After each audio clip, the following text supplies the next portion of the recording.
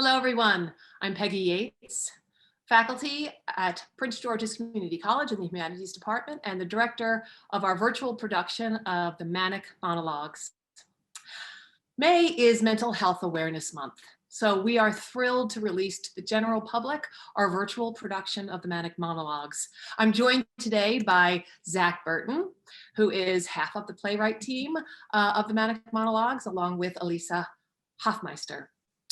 When I heard that our book bridge project for 2021 was the critically acclaimed book of essays by Basi Itbi, I'm Telling the Truth, But I'm Lying, I began to search for a play that dealt with issues surrounding mental health in order to further the conversation that would inevitably be sparked by this profound book. It was my great fortune that at the same time Zach Burton and Elisa Hofmeister's play was gaining notoriety, and since then has been nominated for a Drama League Award.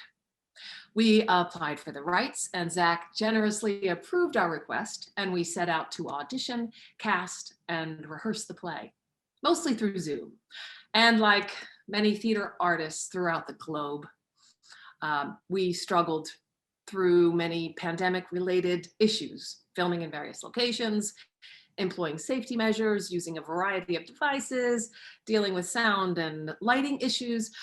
But we realized that our challenges that we faced in our virtual world paled in comparison with the struggles of individuals sharing their stories in each of these monologues in the play.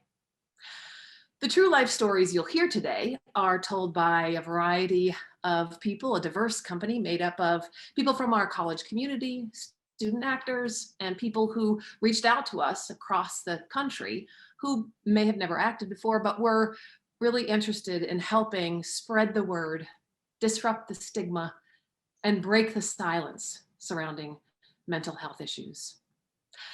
Zach, do you want to share some background and some context information for everybody about your play? Sure. Yeah. Thank you so much, Peggy. And I am just delighted to see Prince George Community College's production of the Manic Monologues released and made available for everyone. And just terrific, I think, to see these stories still highlighted and still honored, despite, as you shared, these unprecedented burdens of the pandemic. And so Elisa and I launched, we premiered the Manic Monologues in May of 2019, so about exactly 2 years ago at Stanford. And from those earliest moments, our intent with these stories that all of you will hear today was to showcase a diversity of experiences. So whether that is various mental health diagnoses, ranging from bipolar disorder to schizophrenia, depression, anxiety, PTSD, OCD, as you'll hear, but also a range of the emotions and a range of the human experiences that are lived by those of us who are managing these conditions. Because something that we faced early on, during my own experience with bipolar disorder and with psychosis while a PhD student, was a relative lack of relatable stories.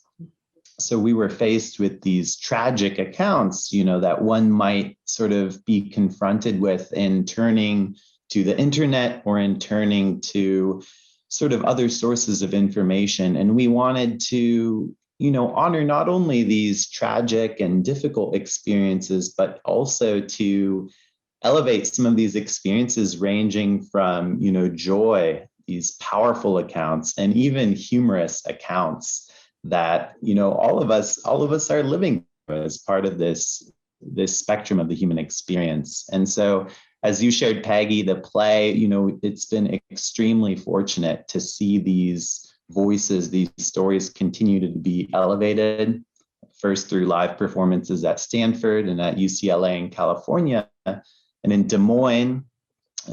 We then saw a play developed through a partnership with the hospital system in Orlando and screenings around the country, a virtual release, and as you said, the Drama League Awards nomination. Just amazing to see, these stories recognized, in that instance by the oldest theatrical honors in America. And to see, as you said, Peggy, I mean, to see these challenges, but also these messages of hope, these messages of resilience and recovery highlighted. So, I really hope all of you tuning in resonate with and connect with these stories. There will be some resources that will be shared after the show, areas where you can pursue further information. And really, most of all, I hope that all of you are in some way able to carry these conversations forward, because together we can and we will disrupt the stigma that surrounds mental health and illness. So thank you. Thank you. Dangerous, freak, Weak, psycho, insane. Weirdo, He's out of his mind. disturbed, freak, unstable, Irrational, weirdo, paranoid. disturbed, Why can't you just deranged, stop? You must be some kind of Weirdo. psycho. disturbed, Lunatic, dangerous, unstable, incompetent. weirdo, Why are you doing this to me? unstable, dangerous, weirdo, Not capable. weirdo, Hysterical, disturbed, lunatic, Why can't you just stop? psycho, Not capable. Unhinged, unstable, manic, Irrational, why can't weirdo, you just paranoid. deranged, Weak, unstable.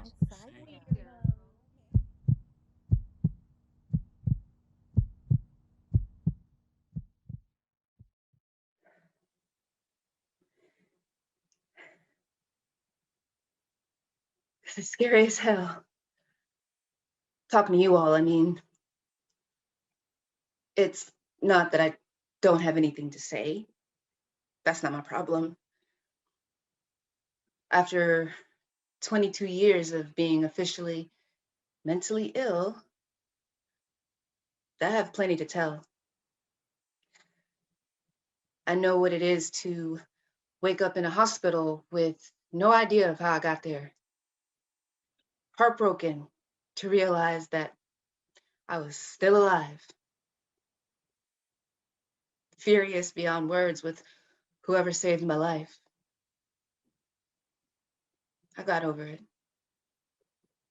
Do I talk about that?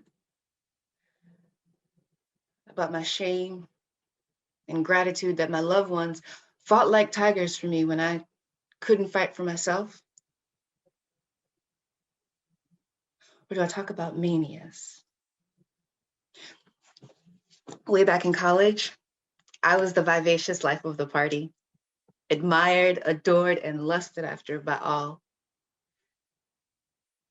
Another time, I survived on about 15 minutes of sleep a night for months because baking was more important.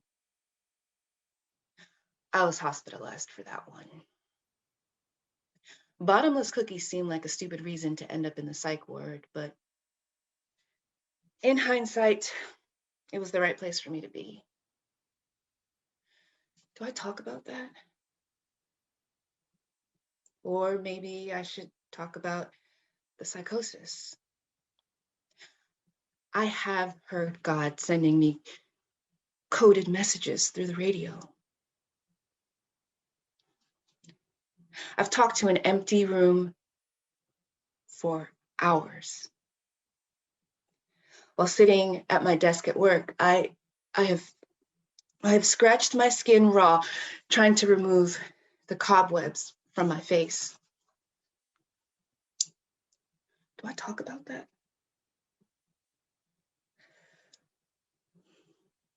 After so many years, what I've got is a lot of scars, physical and emotional. For every scar, there's a story. I'm afraid they aren't the kind of stories that have happy endings. But I'm still fighting.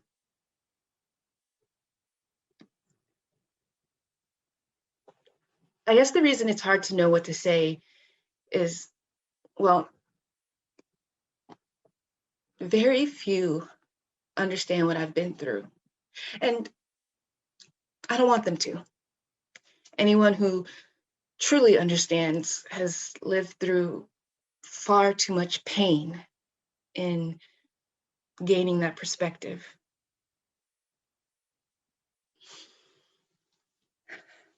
I'm a wife of 18 years, a mom of 15 years, and the people who matter the most have seen me at my worst, and they love me in spite of it all.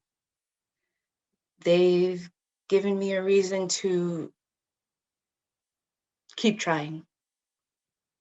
I won't say that it's been easy, but it's made me incredibly strong and resilient. I've survived. Maybe I should talk about that.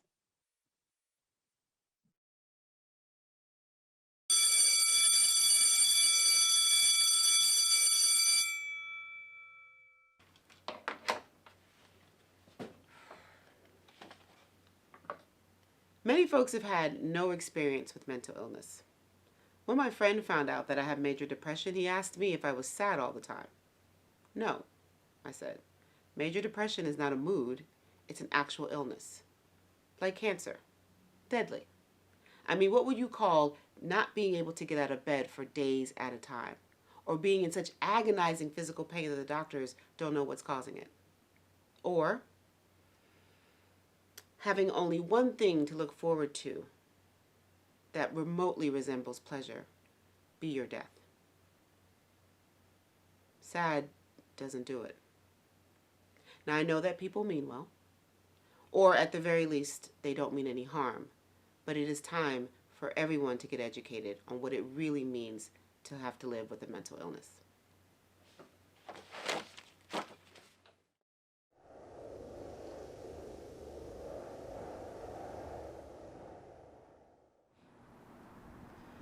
You might have heard the saying that it takes a village to raise a child. Well, it is my perspective that it takes a village to raise a schizophrenic. I was diagnosed when I was 17. I don't remember much from that time. Sometimes the voices were so loud that I could not stand. The best advice I've ever received: I am not my thoughts. Nobody can hear my thoughts, and don't believe my thoughts.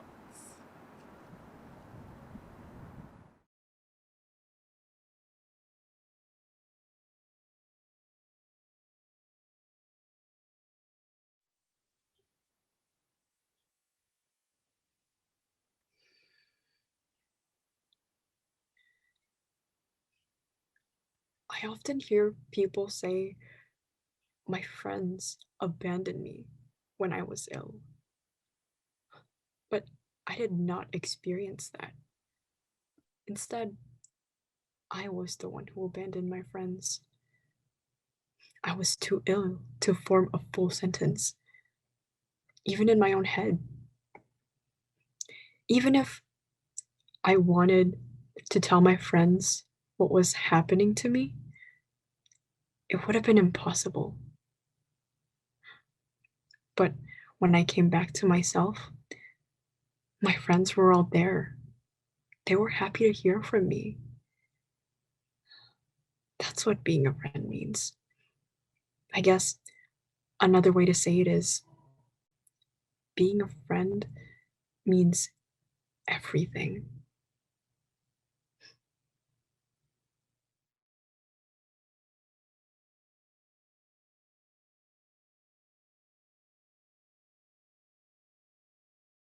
I'm in a cozy little house in the heart of Vancouver with this meditation group.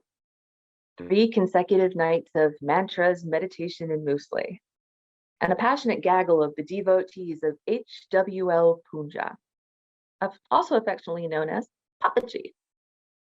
We are totally committed to liberation. My first night, I sit on a low wooden meditation bench, trying to find a position that doesn't cramp my calves or bruise my ankles. In my hand, a cup of tepid chamomile tea that looks like aquarium water. I know no one. I hear murmurs of Punja this and Papaji that, and every so often outbursts of laughter. To my left, an orange sarong woman, round and tanned, her eyes closed, smiling. To my right, some young, thin thing, long blonde hair, creamy, wrinkle-free skin. I already hate her. She's talking to some guy near the almond-tiled kitchenette. We gather in a circle, waiting. I'm desperate to find enlightenment. But my desperation has nothing to do with the genuine desire to find God. It has way more to do with wanting to be free from the pain of human experience. I didn't know this pain was severe clinical depression. I just wanted to transcend this crap we call life. Not help others or create peace or gain wisdom. All I wanted was to find the ultimate erasure from human emotional pain. The meditation starts with a question. Who am I? Who am I? That's the silent mantra. Who am I? Who am I? Well, I'm a woman. I'm a daughter. I'm an actress. I'm an unjustly underemployed actress. And I'm totally confused as to what the hell I'm supposed to be doing here. Well, after the third night of meditation, nothing. No pain has been erased. All I've found is frustrations in the beginnings of absolute hopelessness. On the third night, I'm sitting once again in silence, and once again repeat the mantra, expecting nothing. Who am I? I feel something. A warm tingle throughout my body. A wave washes over me. It feels like patience. I'm stunned. I usually don't have the patience to wait for the sugar to dissolve in my coffee. Again, who am I? Literally nothing. Perfect silence. Peace. What is happening? Then it hits me. I am not here. My usual sense of me, of I, of Victoria is well not here. Who am I suddenly makes sense. This I think I am, it's not me. It's a construct of my mind. I doesn't exist. That being that replaces I is beautiful, pure, nothing. In other words, bliss. Well, I don't know where I went, but the first thing I remember that is as part of the normal world is the sound of people leaving. I come to, stand. I don't exactly know what's happened, only that something has. I shake hands, say goodbye, exchange numbers. Still stunned, still burning up. I make my way home to my parents' house where I'm living. I'm sitting in my bedroom alone, burning up with this cosmic energy. Find out later, Kundalini energy. The energy of consciousness. A trigger, according to some, for psychosis. Bam. Hospitalized. A brief reactive psychosis. That's how my shrink described it. Man, I didn't want to label it. I want to market it.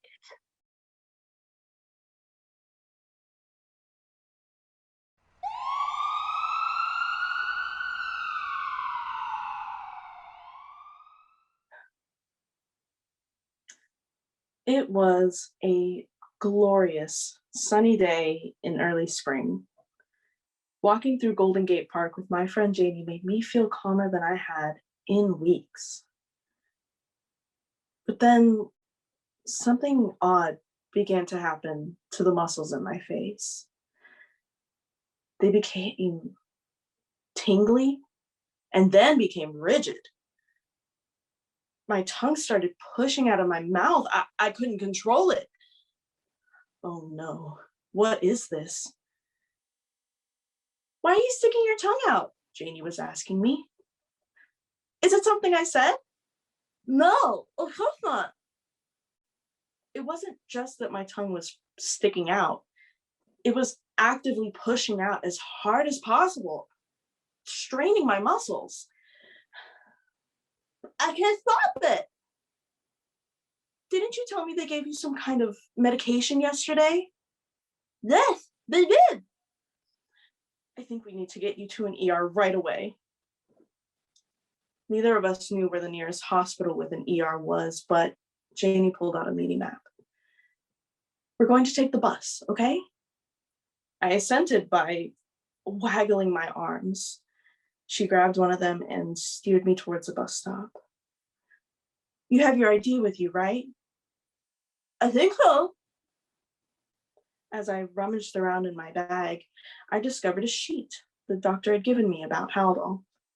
Under more serious side effects, Janie read a warning. Tell your doctor immediately if you experience any facial muscle twitching, such as tongue thrusting. This is a sign of tardive dyskinesia, which may become permanent even after the medication has stopped. Permanent? On the bus, I tried to pretend like there was nothing wrong with me, even though I knew I looked like the girl from The Exorcist. My tongue's solo efforts were killing me. The base, where it attached to my throat, felt like it was going to tear. This woman needs to be seen right away, Janie yelled as we rushed into the hospital.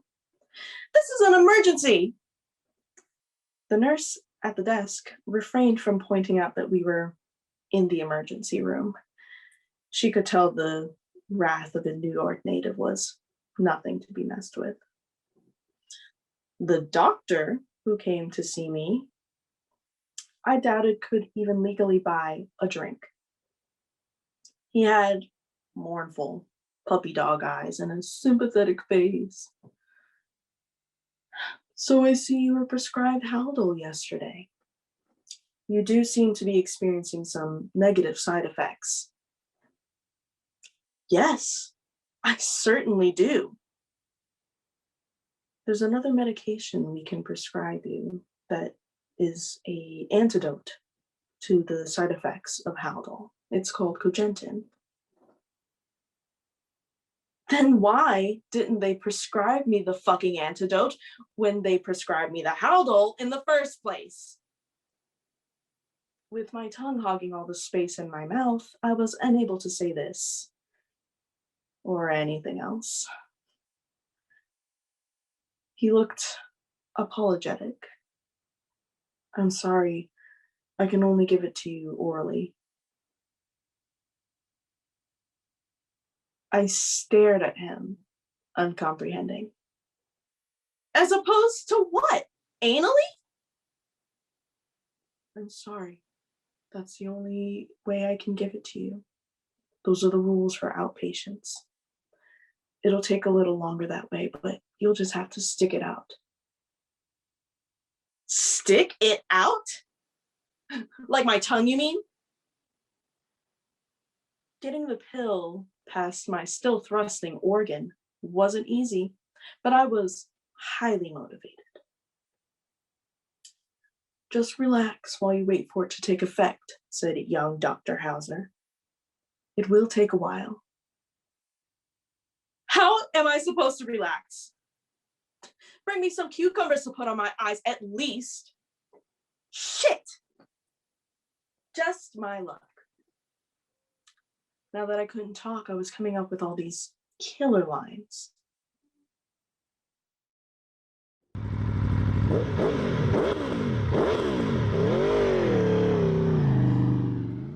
When I left home for college, I hit the ground running.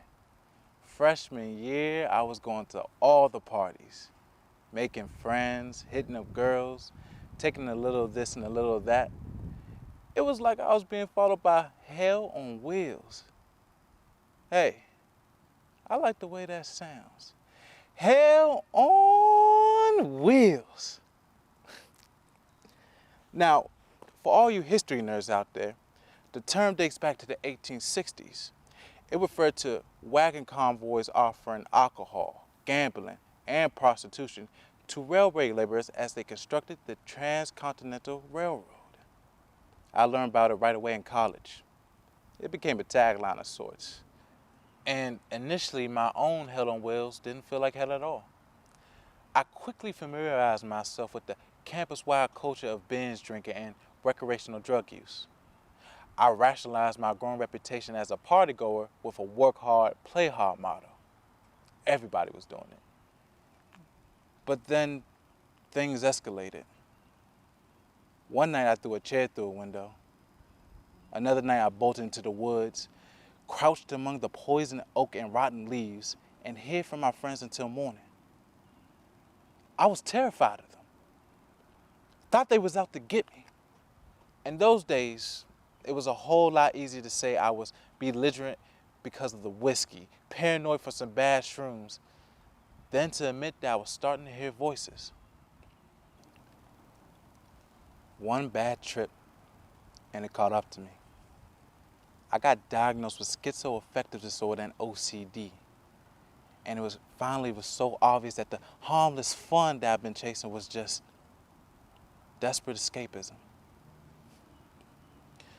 I was self-medicating away the reality of living with a mental illness.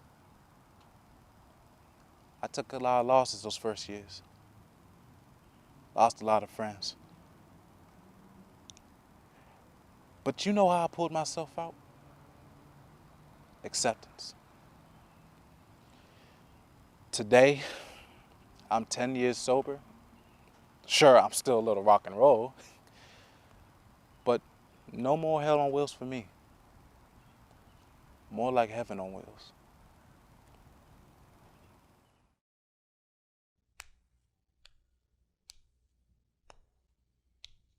My heart pounded, my head boomed, incessant thoughts careened inside my skull. Nerve endings pulsated. My skin crawled. I couldn't keep my legs still even while seated in this cold plastic chair. In 1994, the proverbial shit had hit the fan. As my dear mother would say, I started to earn frequent flyer miles at our local hospital. I made the ER a regular hangout, and the psych ward itself became a revolving door.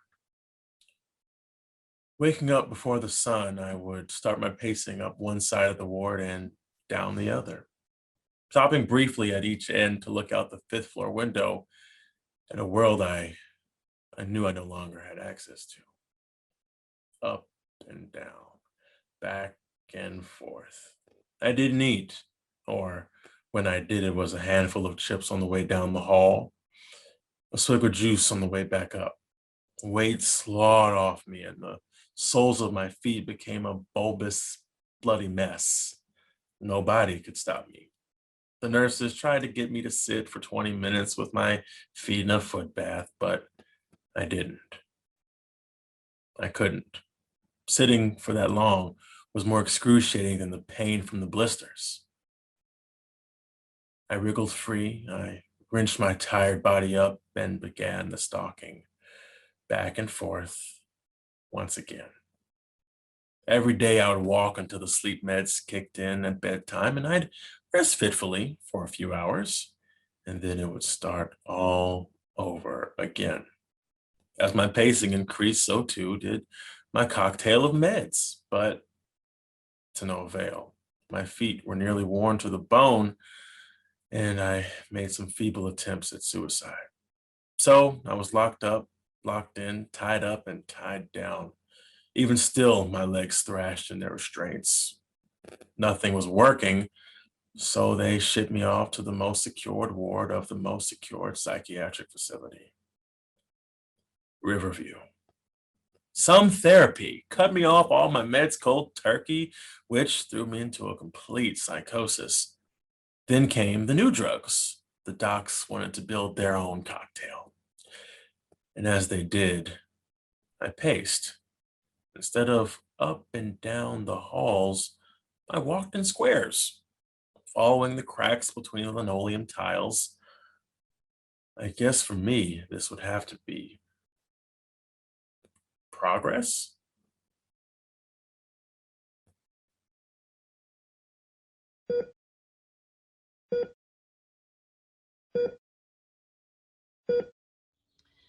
I was recently asked to listen to a melody I thought I hadn't heard before.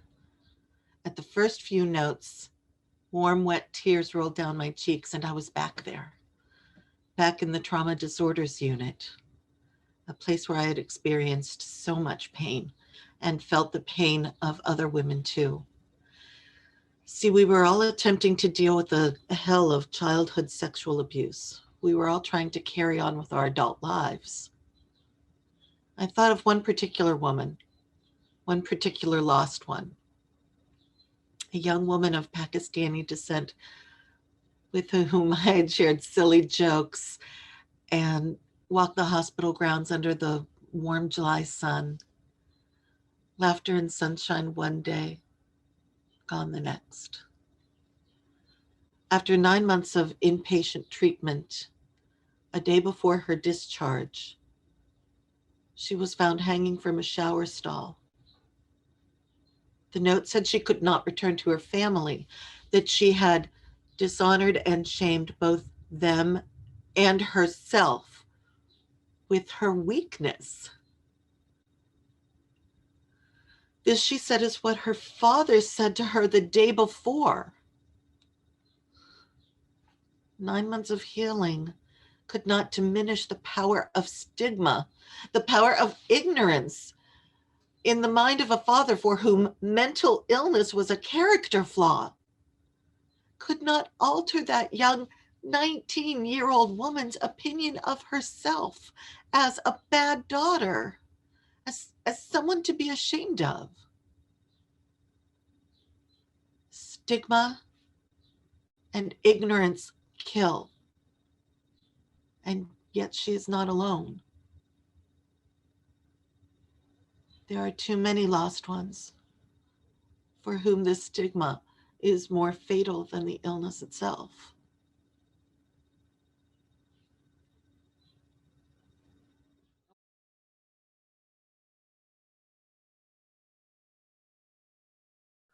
Hide the pills and watch her, he demanded as he tried to call someone, anyone. He asked you to watch me. He asked you. A boy not quite 17. You look shocked. It was 10 in the morning.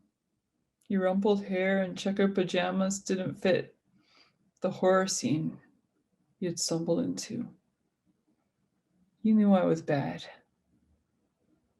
but I could see the hope in your eyes. Your voice cracked as you pleaded, "Mom, don't be like this." I declined to respond.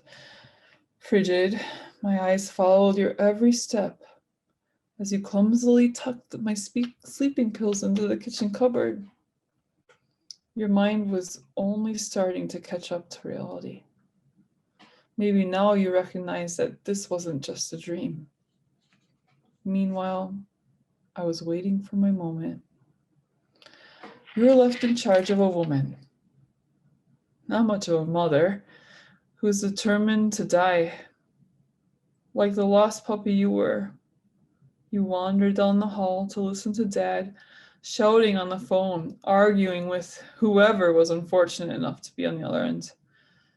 You barely looked away for a minute, but it was all it took for me to be alone in the bathroom, swallowing 3 bottles of little white tablets. You, my son, of almost 17, had what made what you later decided was your life's biggest mistake. I heard banging on the door. I heard you start to cry, then plead and sob. And what I thought would be my last miserable act of motherhood, I opened the door to you. I wanted to give you a chance to say goodbye.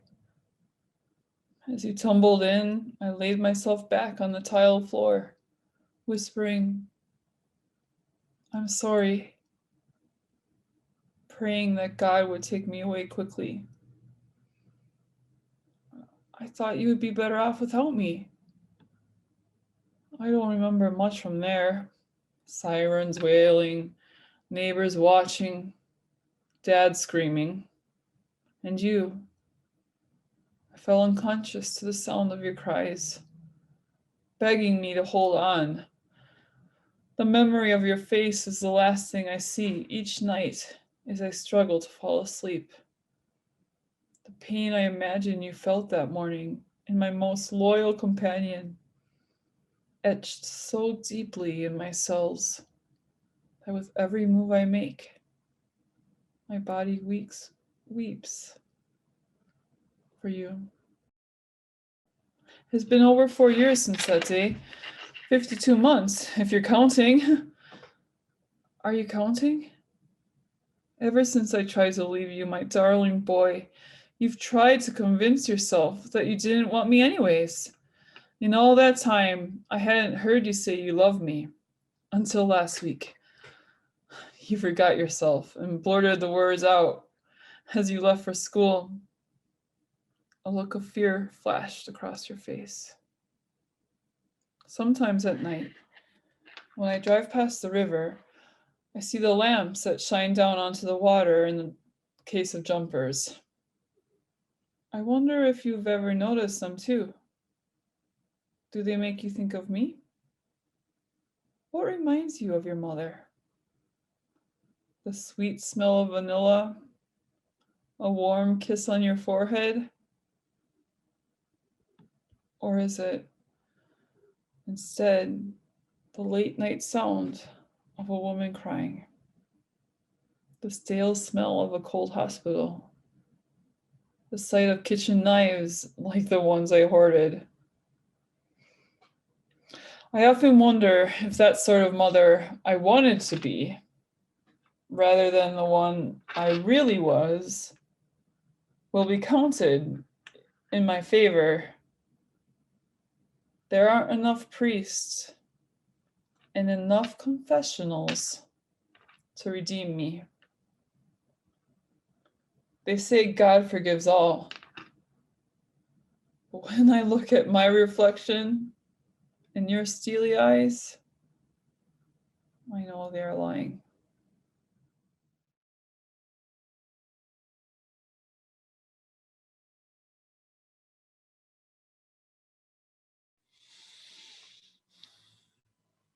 It was hard not to drop from the side of that 5-story Stanford parking garage in the early morning of May 8th, 2017. But it was even harder not to drop out of school in the chaotic and confusing months that followed. My parents love me. My family loves me. They all love me a whole lot.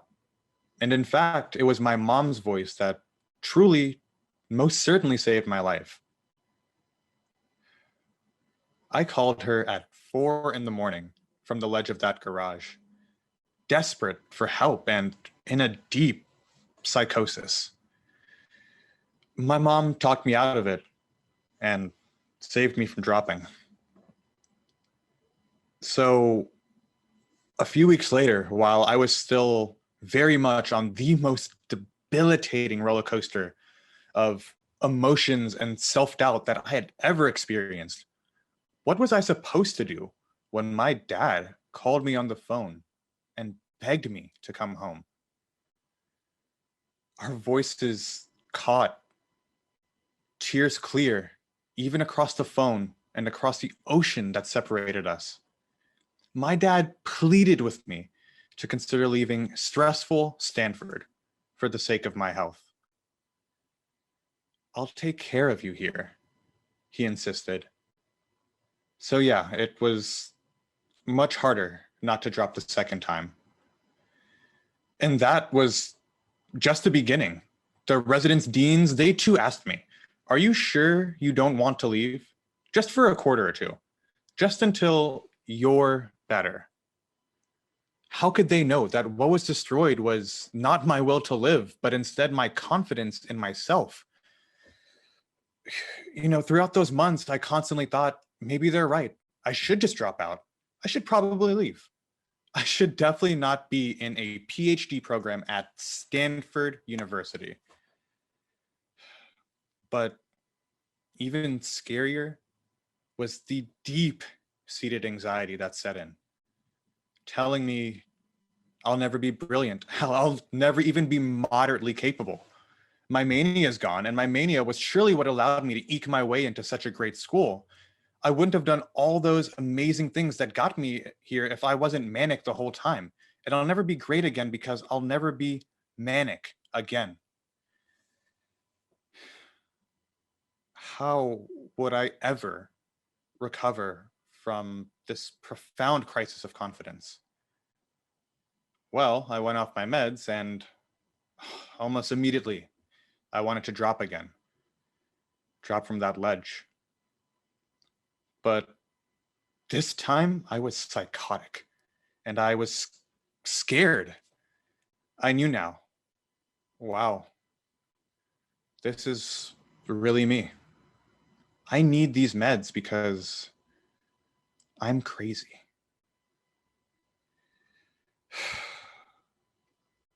Driven back to the meds, I spent a summer crippled by the idea that I'd never be me again. I'd never be that energetic, intelligent, confident, goofy Zach that my parents, my family, my friends, and my amazing girlfriend knew me as. And so that was the hardest part. Not dropping the second time. The hardest part was deciding day after day, week after week, and month after month to stay in my program, even though every single cell in my body was convinced that I no longer belonged there.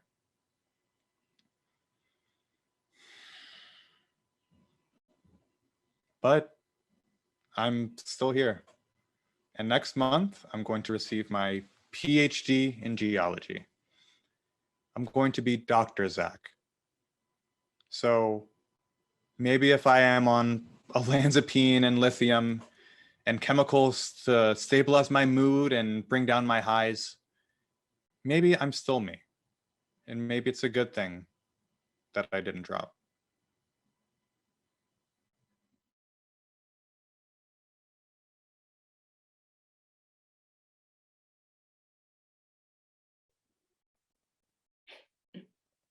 By the time you wonder if you're manic, you already are.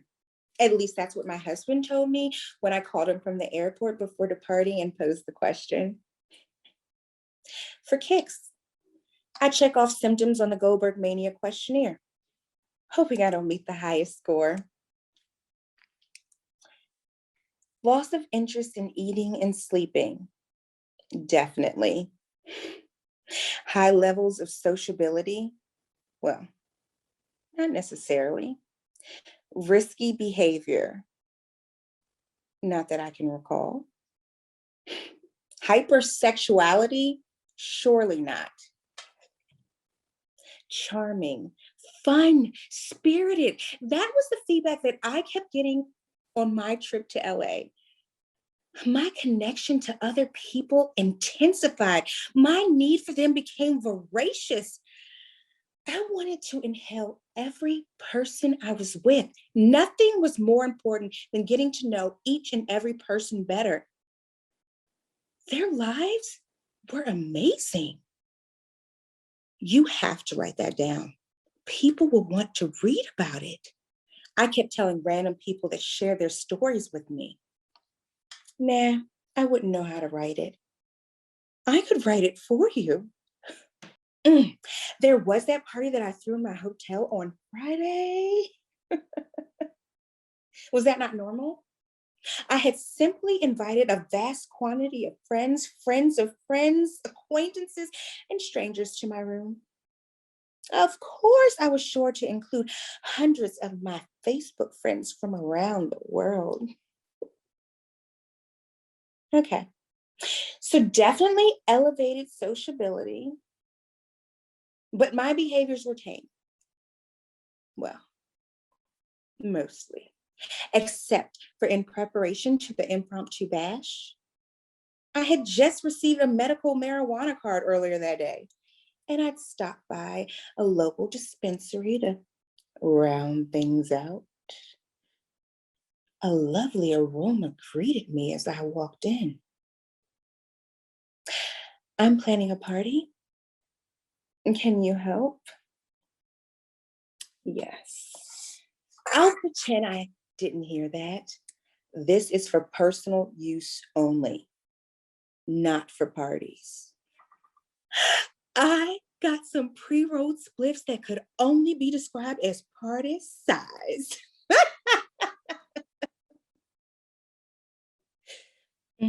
Now, if that's risky behavior, it's only moderately risky. Hypersexuality. Well, I certainly haven't had sex with anyone. I snap out of my rumination and I look around at the people sitting near me on the airplane. The young man sitting next to me is cute. He helped me with my bag. There's only one armrest between us. His arm is on it, but it seems only fair that we share. I rest my elbow on a spot he isn't using. At some point, my hand grazes his knee. I quickly move my hand, but the knee is warm. I feel like the right thing to do would be to cradle it tenderly, but I restrain myself. I lean in towards him and take in his scent. When the plane lands, I follow him off of it. 4 people somehow get between us, but by power walking through the terminal, I am able to catch up with him. The word stalking never enters my mind. I go to the baggage claim with him. I walk towards him stealthily, and my suitcase arrives, but I stay there scanning the circling baggage, hoping that he notices me. Then I remember Steve is circling the airport, and then I can't believe this. I wait some more. What did I think could possibly happen? This inflated sexuality is a primal force.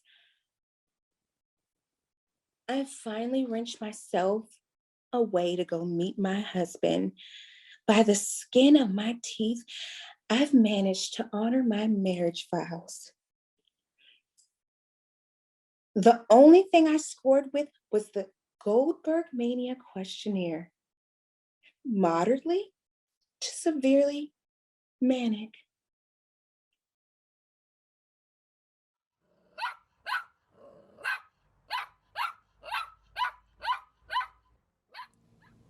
Hello? Dear? Can I help you? Do you need me to call someone for you? I managed to choke out my therapist Matt's name, and suddenly he appears like magic. Just the sight of him is a huge relief. I want to explain what happened, but my brain is straight molasses, no joke. Luckily, Matt can see that I'm already massively triggered. PTSD can do that to you. We decide I should enact my safety plan. My safe space? A dog park just outside some woods. Dope! Am I right? Yes, you can steal my idea. It's hard to stay feeling crazy when you're surrounded by dogs. They are the epitome of living in the moment. Genius? Yes. Matt and I arrive in separate cars and walk into the excitement together. The utter panic and terror that was clutching at my throat. Oh. His ease in his grip. Dogs are soft. They have such a soft approach to life. It's simple, yet remarkable.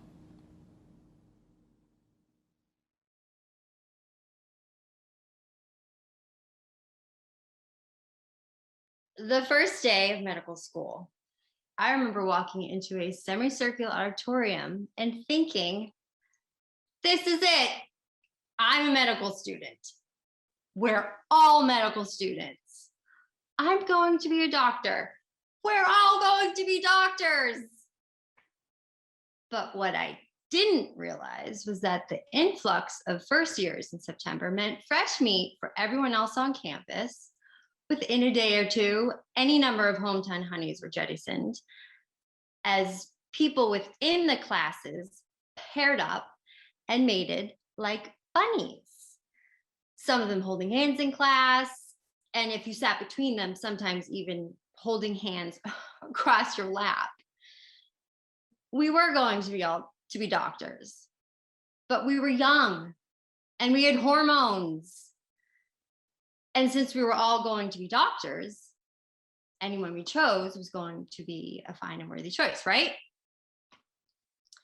Within a few days, I met a second-year student who had these stunning eyes and a smile of the straightest, whitest teeth you've ever seen. When he asked me out, my new little first-year friend said, "Really? Him? He's cute." And the gay front desk clerk at the gym said, "Really? Him? He's cute." And so I felt lucky that in the first year of med school, I had landed the cutest guy on campus. And well, he was going to be a doctor too.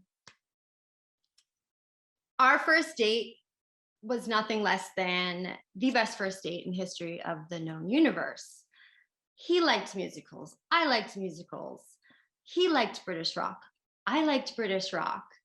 The movie we went to had serious issues about violence and race and prejudice, and he knew all about those too, but not in a snotty way. He really listened to me. He made me feel understood. I loved listening to him, found him endlessly fascinating. He seemed to know everything. And he played classical guitar. If he had proposed to me right then, I would have said yes, because it was better than the movies, it was real, and he was the most alive person I had ever met. We dated, but not exclusively at first. I went out with another doctor to be a third year for quite a long time. But he didn't really listen to me, and I didn't find him endlessly fascinating. I tried to break it off with him without hurting his feelings, but I didn't do such a good job. And he said with something of a sneer, "I hear you've been going out with so-and-so." And I said, "Yes." And he said, "He's crazy, you know." Wow. I felt like saying, "What? Because he's cuter and funnier and smarter and in every way better than you? You're just jealous and you have every reason to be." But I didn't. I told the second year I'd gone out with the third year, but no more. And I date him exclusively. He looked so happy and he laughed and he said, I feel like I just won a contest I didn't know I'd entered. And then I told him what the third year had said, and he looked a lot less happy. I asked him what that was all about. He said, one time we had some stupid icebreaker and we were supposed to mention a hobby. And I said, I really like to have sex with my girlfriend. I said, you said what? And he said, why not? It was true. So I had made my choice. Mr. Sunshine and Roses turned out not to be entirely sunshine and roses after all. He'd get jealous in unpredictable ways. Sometimes he'd say these weird things, which I still tried to take as evidence of his brilliance, but increasingly failed. One time he said, apropos of nothing, what if I actually turned into a bat and flew away? And he thought about it and said, wow, that would really freak me out. The day I decided to break up with him, we were in the park and an older couple walked by. The man had a mole on his face, and the second year suddenly turned around and pursued them, saying very loudly and intensely, sir, sorry to bother you, but did you know you have a mole on your face? I'm a medical student and we just had a class on that, and that could be cancer and that could kill you. The couple left in a hurry, but my second year was still talking a mile a minute. He was literally buzzing about the dangers of moles. I said, that man and his wife just wanted to have a nice walk in the park. But this time he wasn't really listening to me. It was like I wasn't even there. I think he delivered the entire dermatology lecture right there in the park. Luckily for me, it was getting to be the end of the school year, and I had summer plans in another country, in Paris. These were plans I had kept to myself. When June rolled around, I just sort of hopped on a plane and disappeared. It seemed like a good idea at first. No angry scenes, just moving on like grown-ups, right? And I don't need to tell you that Paris was wonderful. But I was in the lab one day and someone handed me the phone. And it was him talking even faster than he had that day at the park, if that was even possible. He had said he got my number from Student Affairs office and they didn't want to give it to him, but he kept asking, and finally they did. He said he missed me so much, and why didn't I tell him that I was going to France? We could have celebrated. And by the way, I don't have your picture, so I can't even look at your picture while you're there. And I finally was able to interrupt, and I shouted, the reason you don't have my picture is I'm not your girlfriend. We had the best first date ever and some pretty good times after that, but it's over, so have a nice summer. He started talking again, and I said, you called me at work. I have to go. Don't call me at work. He said, I had to call you at work. They wouldn't give me the number where you're living. I'll call you where you live, okay, so we can talk. I miss you so much. And I hung up while he was still talking. The summer lasted 3 months, and he didn't call, thank goodness. I flew back to the US, and I remember collapsing gratefully on my bed after a long flight when I heard a knock on the door. It was him, of course. He looked like death. And the first thing he said was, my psychiatrist told me not to try to see you anymore, which is not the first thing you want to hear from anyone. But he didn't look angry or even very sad. He just looked defeated, resigned. He said that after I'd hung up with him, he hadn't been able to sleep or stop thinking about me. On rounds, he couldn't understand what his patients were telling him. He wanted to fly to see me, but he started to think that maybe people could get AIDS from the air. So he got in his car and drove until he ran out of gas. The police found him in a ditch and still talking a mile a minute, paranoid and not making any sense. After that, he'd been hospitalized and diagnosed with manic depression. But he was on lithium now, he said, and feeling much better. After he was done talking, he left without a fuss. He didn't try to hug me or anything. That was the last time I saw him. He left med school. I don't know what became of him. I think I behaved badly during that whole relationship. I have to admit, I sometimes wonder if my name is in a chart somewhere as the girl who flew to France without telling him and then broke up with him by phone. I sometimes wonder what I could have done differently, since I didn't know then what I know now. Like, I didn't know that somewhere between being someone's forever soulmate and never speaking to them again, I could have been his friend. And I didn't know that the whole time it felt like he was torturing me. It was really a disease, torturing both of us, and that disease had a name and a treatment. So I became a psychiatrist, and I can't say it was 100% because of him. In medical school, we didn't have friends with cancer and heart disease yet, but we did lose people with psychiatric conditions. Smart, talented, hardworking, kind, delightful people, and it's tragic and it's a loss for everyone.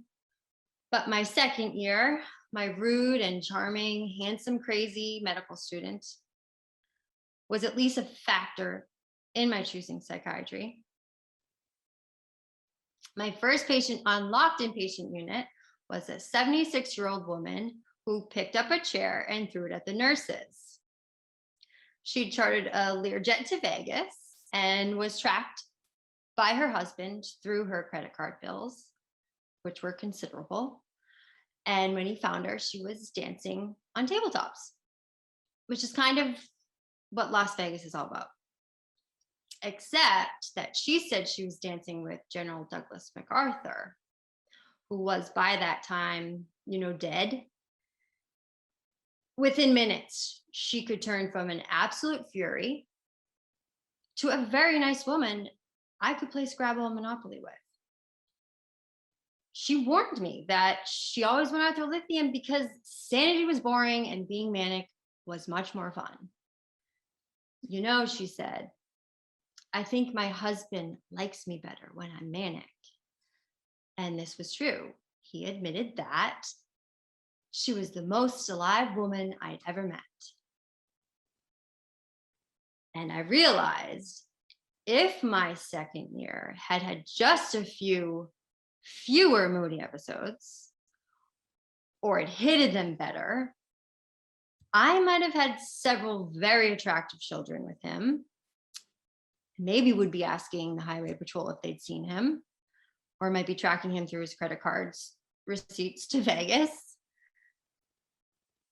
But not only that, I also realized my second year had given me a gift of understanding on a very gut level what my 76-year-old patient meant and what her husband meant. And my second year gave me this gift of realizing that it's complicated. I still think we had the best first date in the history of the known universe.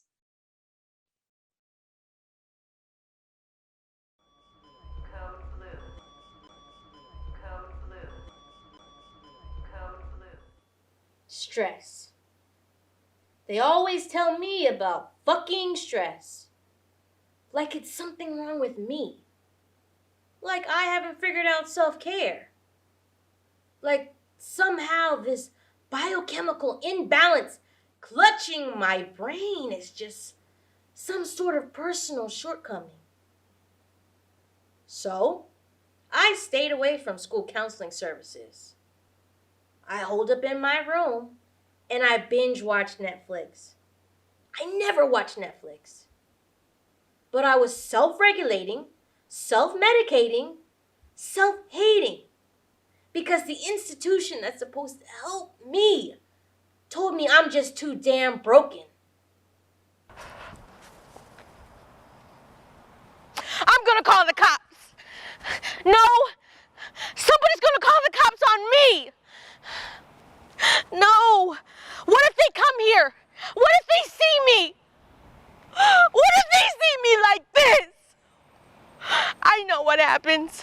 I know. 5150, 5150, 51 fucking 50. What if they shoot me?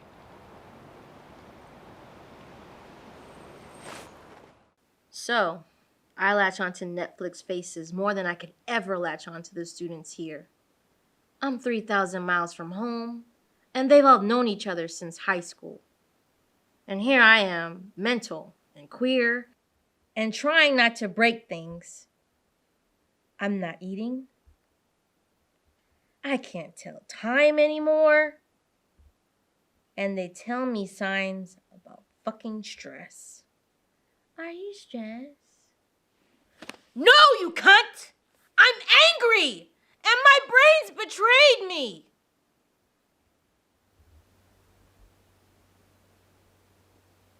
You're wondering why I never told you any of this in person. Well, it's because you probably just tell me about stress. And maybe you think I'm broken too.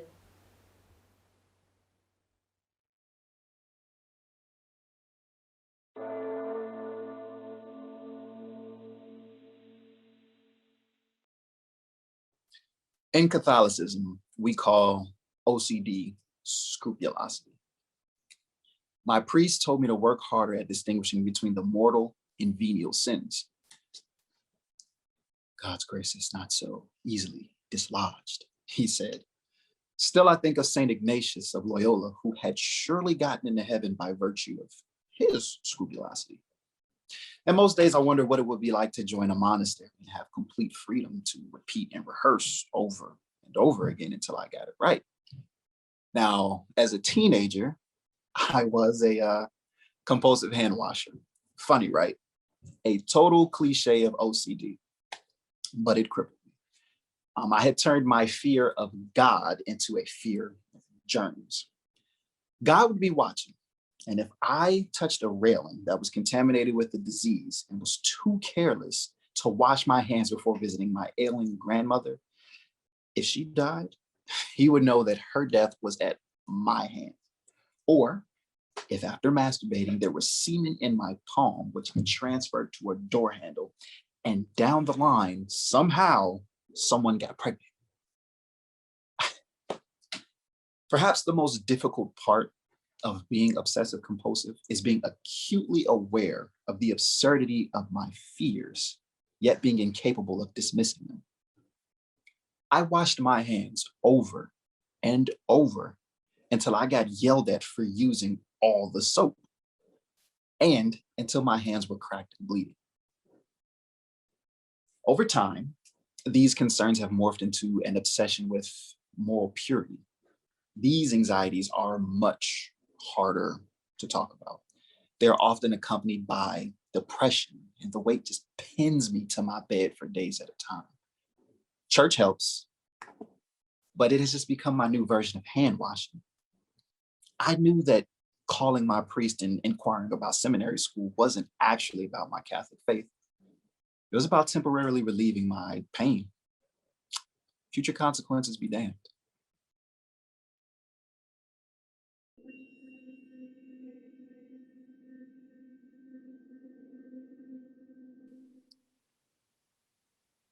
I'm 12 years old, and I'm studying at our kitchen table.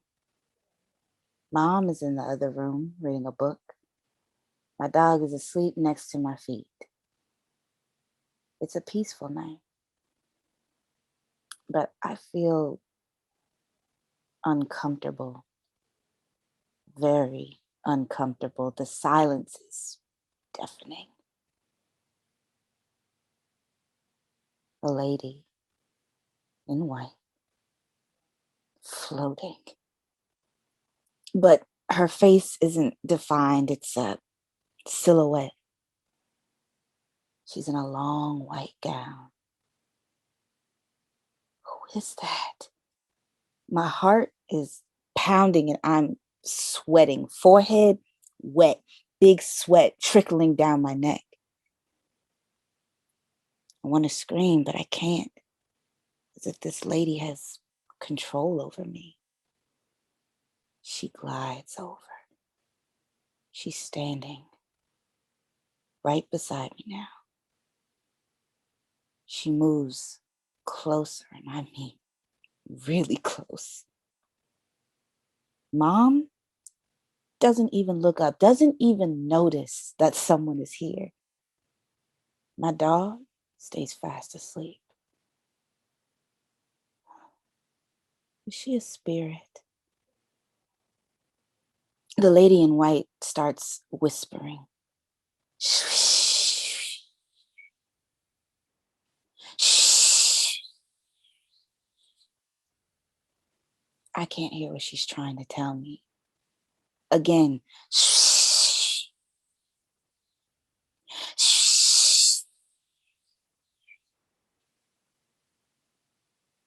Am I the only one who knows she's here? In the morning, I tell my mom about it. Slowly, word of my hallucination spreads throughout our family. My family, especially the elders, believe in spirits coming into contact with the living. You have a third eye, they tell me. My brother tells me, you're lucky. You have a gift. I think my son is like you, too, because we've noticed him talking in the corner of his dark room to someone, but no one's there.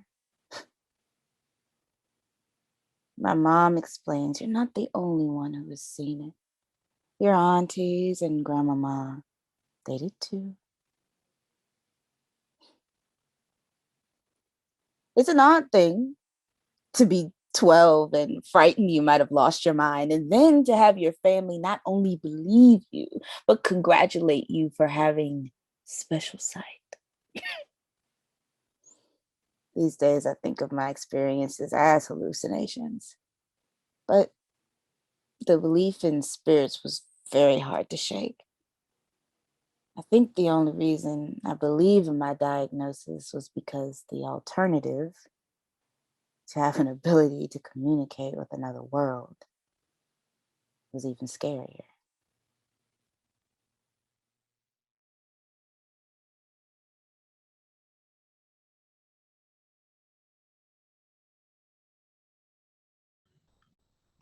As a teenager in 1936, my dad became convinced that he was the chosen one, the only one that could save the free world from the Nazi threat. He also thought he could sprout wings and fly. One September morning, he climbed to the roof, stripped off his clothes, and heaved them over, shoes, pants, shirt, floating to the ground beneath. Then he took flight. For a second, there was only the feel of the air against his skin. He survived with a broken wrist and a bleeding head, spending 6 months in an adult mental institution. Surrounded by inmates with a range of severe ailments, he was certain that the Nazis had poisoned the food supply. He lost 60 pounds, nearly succumbing to starvation. His own dad was called in for last rites. Yet somehow, the voices and delusions began to ease. By late winter, he had miraculously recovered. His family didn't want to jinx the recovery, but even more, his lapse into irrationality was deemed too shameful to discuss. A half a year later, he began his senior year of high school, graduating as valedictorian. He went on to major in philosophy at Stanford. As a grad student at Princeton, he studied with Bertrand Russell and Albert Einstein. Yet while completing his PhD dissertation, he came to believe that he could predict the end of World War II via telepathy. Wild behavior once again ensued. This time he was sent to Philadelphia State Hospital, where 7,000 men were housed in a ward designed for 1,500. My father came to believe that he was being held in a concentration camp in Europe. And perhaps he was correct on a metaphorical level, given the beatings and deaths later documented at the facility. And so, my father's life of supreme achievement and supreme devastation had begun. Upon his release, Dad applied for philosophy professorships. He received an offer from Ohio State and became the apple of the department's eye. In late 1940s, he met my mother, but told her nothing of his past episodes of madness. Each time his episodes escalated and Dad was once again hospitalized. In the 1950s, he asked his doctor if he could tell his young children about the episodes and hospitalizations. If your children ever learned of your mental illness, they would be permanently destroyed, the doctor warned. You and your wife are forbidden for ever mentioning it to them. What happens when things go wrong at home, yet no one speaks? Internalization. Throughout my youth, no one ever explained Dad's sudden inexplicable absences. Blaming myself, I tried to fill in the blanks. While a teen, school and sports became my silent refuge. I left for college on the East Coast. It wasn't until the early 1970s, during my first spring break from college, that Dad, with his eyes atypically cast down, his voice utterly devoid of his usual confidence, unexpectedly pulled me aside and into his study. "Son," he began in a quivering voice, his eyes avoiding mine, "could we talk a bit?" His body was slightly hunched, his face tense. He didn't resemble that athletic, confident man he had once been. "Sure," I replied, wondering vaguely if I had done something wrong. "Let me tell you about the summer of 1936. My mind spawned and my world changed forever. At first, I experienced terror. Undoubtedly, I feared my mind would become lost as well, and I'll be sent to an unspeakable mental hospital just like Dad. But I also had a mission: to study mental illness, its causes, its treatments. So I became a professor just like Dad. But instead of philosophy, I studied psychology. Dad and I had many more conversations over the next 25 years. Not long after I finished college, I got him diagnosed correctly with bipolar disorder. Over time, he revealed his deepest secrets. It pains me to think that he died too early, fueled, I'm sure, by shame, stigma, and the misguided treatments he received. And one of our last conversations before his death, Dad confided in me that he often wished he had cancer. "Cancer," I repeated in shock. Was he losing his mind again? He proceeded to say that cancer was a real illness and not a mental illness. When mental illness is greeted with terror during one's early years, self-blame escalates. I now know that the huge genetic risk for bipolar disorder is compounded by difficult life experiences. Dad had lost his mother when he was 3 and received abuse at the hands of his stepmother. It's not genes or traumatic environment, but both in combination that generate the highest risk. And despite questions of my own genes, I eventually became a parent myself. Mental illness can truly be devastating, but with openness, acceptance, and hope, we can change the discourse. With access to good care, people can and do recover. In fact, with communication, instead of silence, my own 3 boys have learned that their grandfather is no one to be ashamed of. Instead, they are proud of his resilience and are proud of his legacy.